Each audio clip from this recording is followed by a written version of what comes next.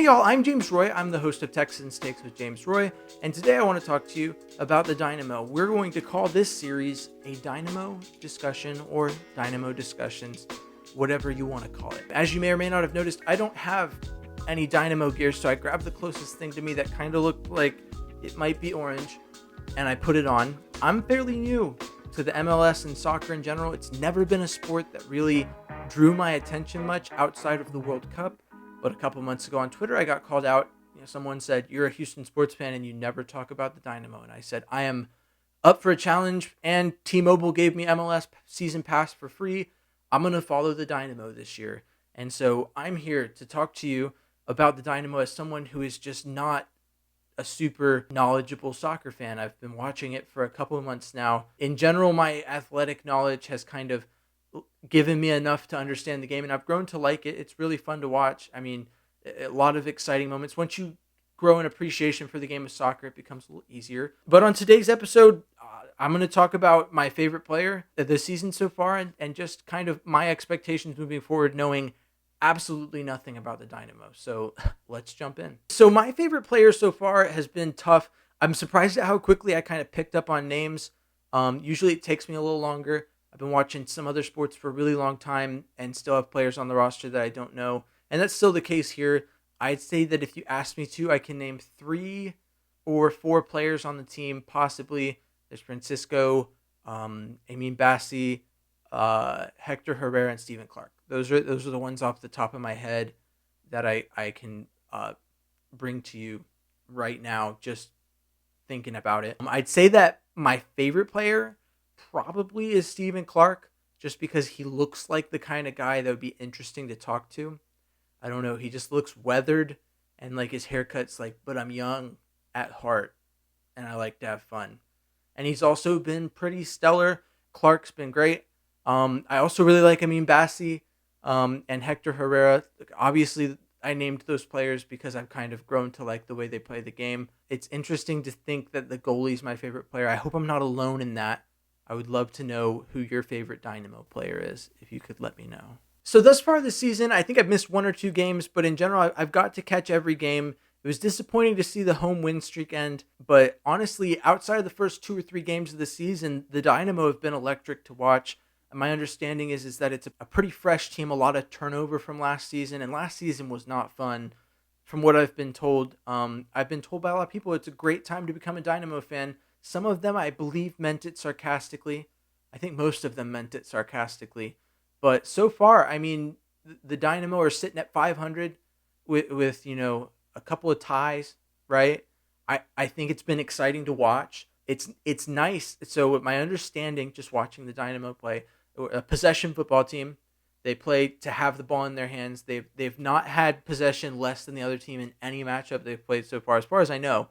I didn't check that super closely. I look at it after the game a lot of the time, and I haven't seen their number for time of possession be lower than the other team ever, which is impressive to me. It's been interesting recently with this string of red cards that's been going around. Bassi with his second yellow red card, and then Bassi got the red card and Herrera got 2 yellows in a short period of time. Herrera, it seems he's team captain, but he seems to kind of lose his head a lot, because that's not the first time that's happened. Late in the LA Galaxy game, he got, pushed. And quick side note, the most interesting thing I've seen, knowing nothing about soccer, but having full understanding that it was like not the right thing, was when that one player on the Galaxy walked up to the ref while he's in the review booth and put his hand on his shoulder. I was like, there's 0 chance that's not a yellow card. The fact that it was second yellow and red, I could have told you that. I could have told you that just knowing nothing about the game. But it's been interesting to see how those mistakes have cost them, because I don't think the Dynamo lose the game against the Sounders. At 10 down a man, they held their own. 10 on 11 against a team that's really good. My understanding is the Sounders are MLS royalty. They've played great ball in recent years, and so to hold them like that and to have it go on such a, I watched that play develop, and I was like, I don't know how you're giving up a goal this late. But I mean, you're down to 9 men on the field. It's just tough.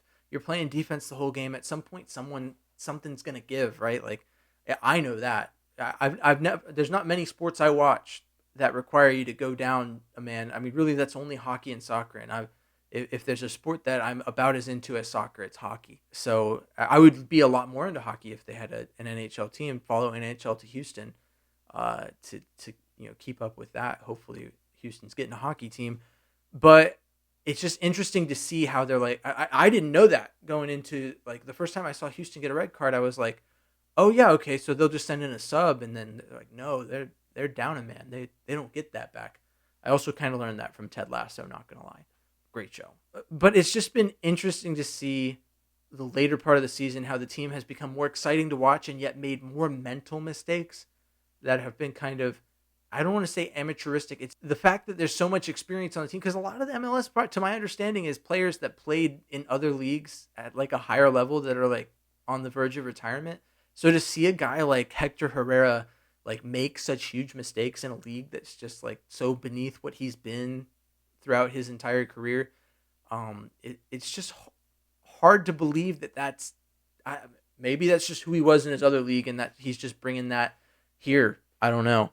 But as far as expectations go, I mean, I think that if we're riding the trend of how the Dynamo have been playing recently, they've gotten better throughout the season. I think there's been a couple hiccups in recent games, but I would expect them to contend to be in the playoffs based on how they've played so far.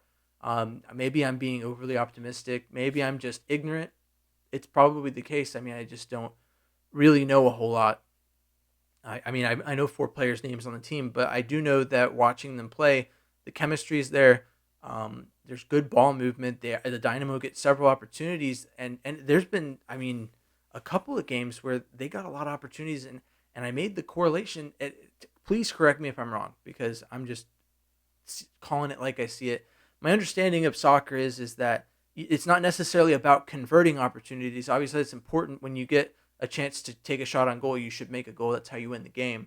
But teams that win get a lot more opportunities than they convert, whereas teams that don't win maybe get 1 or 2 shots a game, and that's it. And so early in the season, it was frustrating to watch because the Dynamo were not creating opportunities for themselves. They were just possessing the ball a lot, and they weren't getting a lot of shots off on goal. So to watch as they progress through the season, now they're having a lot of situations where they're taking like a lot of shots at the goal. They're getting a lot of opportunities, maybe that aren't even shots on goal, that are just setting them up to take a shot, and they're just messing them up. And just to see that they can set themselves up for a shot on goal shows that they are a team that will be a threat down the road as the season goes on. So I have high hopes just from what I've seen so far, if they can correct this recent string of undisciplined red and yellow cards, that the Dynamo will contend. I think that they will be a good team this year. I am excited to watch the rest of the season. Well, thanks for watching me uneducatedly, but kind of educatedly, talk about the Dynamo in this Dynamo discussion. I host Texans Takes with James Roy. That's my weekly podcast, drops on Wednesdays.